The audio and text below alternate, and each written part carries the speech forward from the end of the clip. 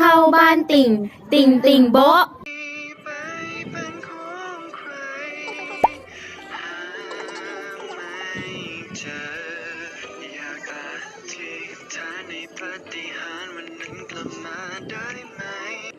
สวัสดีค่ะ เราจะมาพบกับ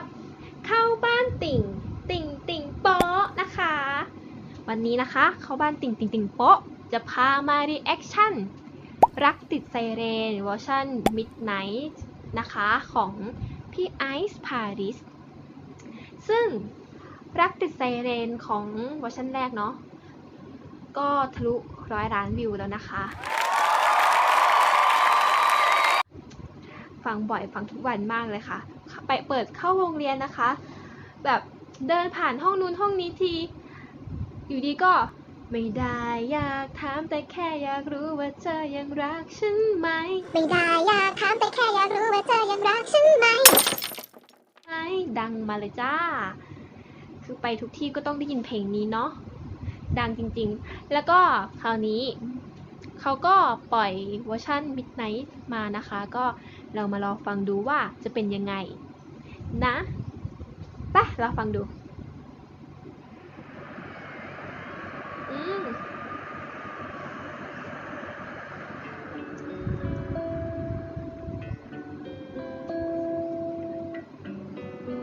โอ้กีตาร์เล่นกีตาร์ด้วยอ่ะกีตาร์ไฟฟ้าเนี่ยแค่เห็นแค่ช่วงแบบช่วงลำตัวก็แบบรู้แล้วว่าคนถือต้องหน้าตาดี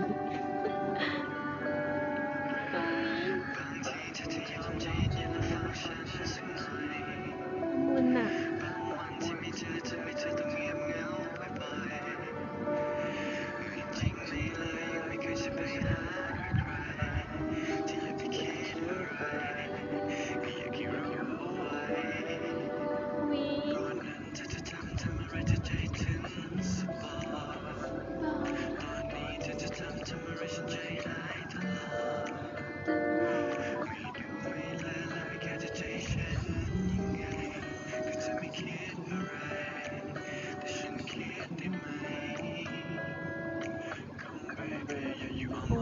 แรปใหม่ได้ข่าวว่าเขาแต่งแรปเองด้วยนี่ดีอ่ะ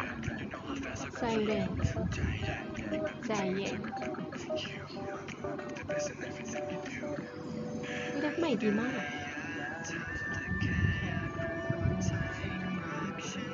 ไม่ชอบเวอร์ชันนี้อ่ะ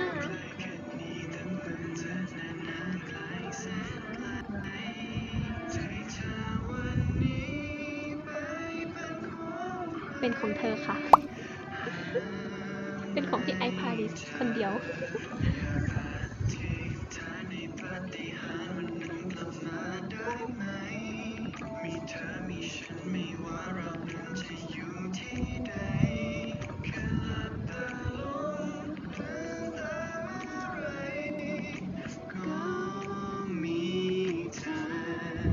ช่วยดูแลกัน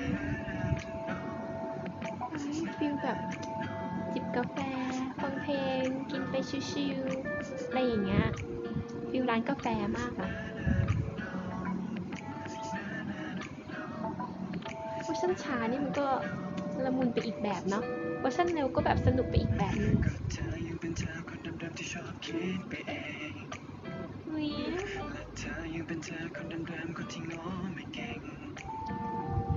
แค่คำเดียวเป็นอะไรที่มันพูดไม่ออกก็อยากจะซึ้งจะบอก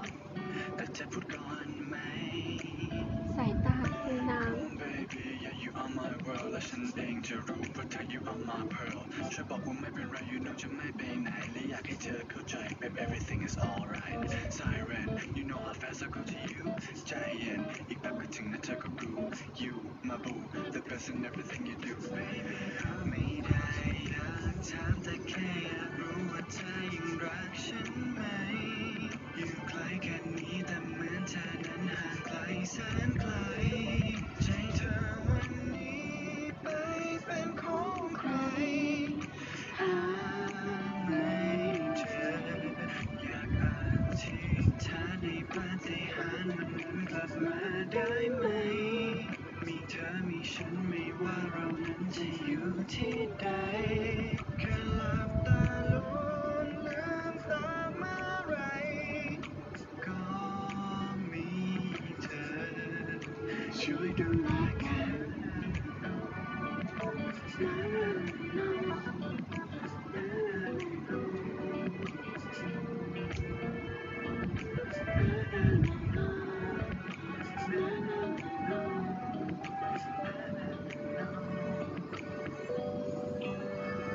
วิตึกมหานครปะเนี่ยถ่ายตึกมหานครด้วยอ่ะเพิ่งสังเกต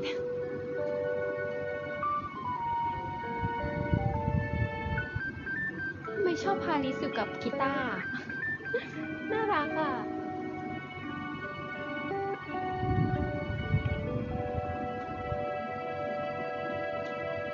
โอ้ยอย่ามองตาละลายเอาจริงๆถ่าย MV สวยเนาะมีความแบบอุ๊ยค่อยๆไกลมาเรื่อยๆดีอ่ะคือดีวิวมหานครกรุงเทพมหานครคือแบบ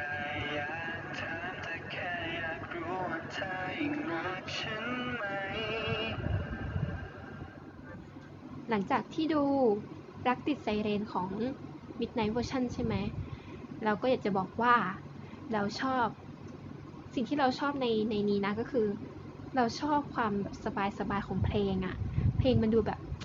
ชิลอะชิลแบบฟิลร้านกาแฟอะไรอย่างเงี้ยจิบกาแฟไปฟังเพลงไปเพลงเหมือนจะหลับได้ด้วย คือฟังกล่อมนอนก็แล้วก็หลับไปเลยนะจ๊ะซึ่งเสียงพาริสเนี่ยละมุนมากเสียงนุ่มๆคือไม่ค่อยเห็นพาริสในมุมแบบนี้เท่าไหร่ใช่ไหมแต่ว่ารู้สึกว่าพาริสลุคแบบเนี้ยลุคดีมากเลยลุคแบบสบายๆชิลๆแบบเนี้ยชอบพาริสลุคนี้มากถือกีตาร์อีกโหยเท่สุดไม่ได้อวยนะไม่ได้อวยจริงไม่ได้อวยจริงๆก็เป็นว่าเราชอบหมดเลยนะ MV เขาก็ถ่ายดีแบบสลัวมืดๆฟิลแบบครึ้มๆสมกับชื่อเวอร์ชันก็ Midnight ก็แบบตอนกลางคืนอะไรอย่างนี้วิวกรุงเทพมหานครใช่ไหมถ่ายที่ตึกมหานครด้วยนี่ที่เดียวกับอะไรนะ MV คลิปน็อตชายของไหนไปนายเนาะซึ่งดูรวมๆนะมันดีหมดก็คือแบบเพลงนี้มันก็เพราะด้วยแล้วเวอร์ชันแบบเวอร์ชันของพี่ไอซ์กับแพรวาเราด้วยกันก็แบบดีแล้วอ่ะเวอร์ชันนี้ก็คือดีมากเอาจริงๆเราชอบเวอร์ชันนี้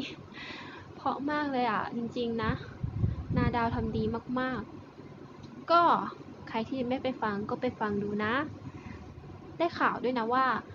พาริสแต่งแรปเองใช่ไหมแรปใหม่ด้วยไม่เหมือนแรปเดิมใช่ไหมแรปใหม่คือดีมากเลยมันแบบละมุนลำพึงลำพันดีอะเป็นการเหมือนบอกว่าฉันจะไม่ไปไหนจะรีบกลับมาที่รักอะไรประมาณเนี้ยฟีลแบบเหมือนบอกผู้หญิงว่าฉันก็จะกลับมาหาเธอแต่ว่าแรปอันก่อนก็คือเหมือนเป็นการอ้างเนาะว่าอะไรนะเครื่องมันแฮงก์ไม่อย่างนั้นก็เน็ตกากเฟซมันล่มลายก็รั่วอย่าคิดมากอยากสื่อสารไม่ต้องพึ่งนกพิราบแค่คิดถึงคำแค่นั้นฉันก็ทราบจะไปอยู่ตรงหน้าจะไปหาเธอแน่ๆเธอจะอยู่ที่ไหนจะเปิดไซเรนไปหาเธอแน่อ่ะจบเลยก็เอาจริงดูรวมๆก็ดีจริงๆก็ฝากฟังด้วยเนาะสนับสนุนเพลงไทยเนาะจบแค่นี้นะก็ฝากติดตามกด Subscribe ให้ด้วยนะคะกดกิ้งเป็นกำลังใจให้แนนด้วยนะคะก็ถ้ามีอะไรดีๆก็จะมานำเสนออีกเนาะขอบคุณมากค่ะบ๊ายบายรักนะจุ๊บ บางทีเธอจะยอมใจเย็นๆและฟังฉันสักหน่อยบางวันที่ไม่เจอทำให้เธอต้องเงียบเหงาบ่อยๆ